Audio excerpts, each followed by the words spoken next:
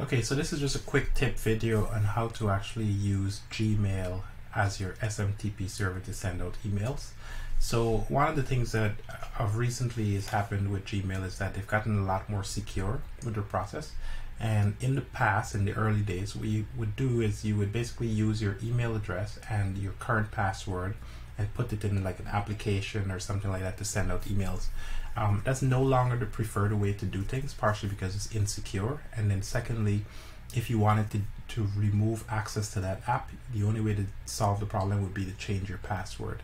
So in this video, I'm just going to show you a very quick way on how to actually do it the right way to set up Gmail so that you can use a program like Python or something to either access that Gmail or to send out email from your Python. So I won't actually do the actual code here. I'm just going to show you the thing. So what I did is I went to ChatGPT and I asked it to give me sort of a script so I could send email, right? And obviously I'm going to put my email inside here, right? So in this particular case it'll be like dwainbrowne@gmail.com or whatever it is.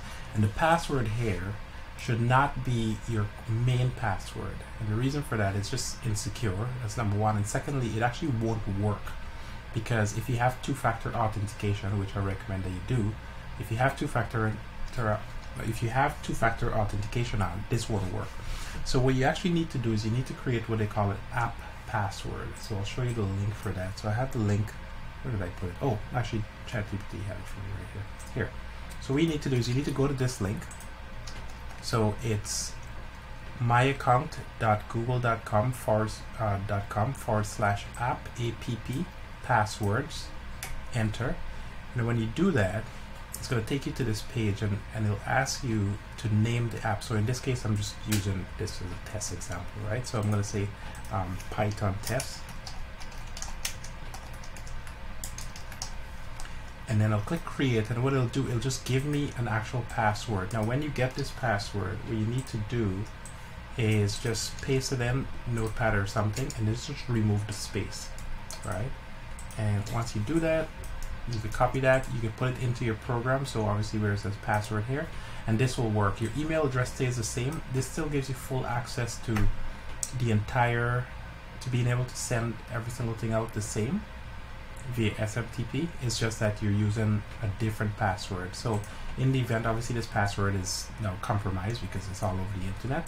The good thing I could do now is I could say, you know what, I don't want this anymore. I can click on delete for all you people that was going to try to hack into my email account, and that solves the problem. So this is a way that you can give access to applications without giving out your actual Gmail password. So I'm going to put the link in the description for this video. No, I forgot the link, but anyway, ChatGPT has it, and I'll put back in here. Yeah, so this link here, right? I'm going to put the link in here. Now, just one other point here, you have to enable this less secure. So I'll drop these two links inside of here. If you're using Gmail account, I'm actually going to put all this information from ChatGPT. Why not? All right, so I'm going to put that in the video description, just so at least you guys have it as a future. And obviously you could go there and do your own. So yeah, just a quick tip on how to get that sorted out. One other thing, if you don't want to use the URL, what you can do, obviously you have to make sure that you're logged into your account, but the other thing that you can do is if you come into Gmail and you go to security, for some reason it doesn't actually show you the app option. It used to be somewhere here, but it doesn't exist anymore. So what you can do is you can come down all the way to the bottom, click on search, and then just type in app in the search box, and then it'll take you to the same thing, app password.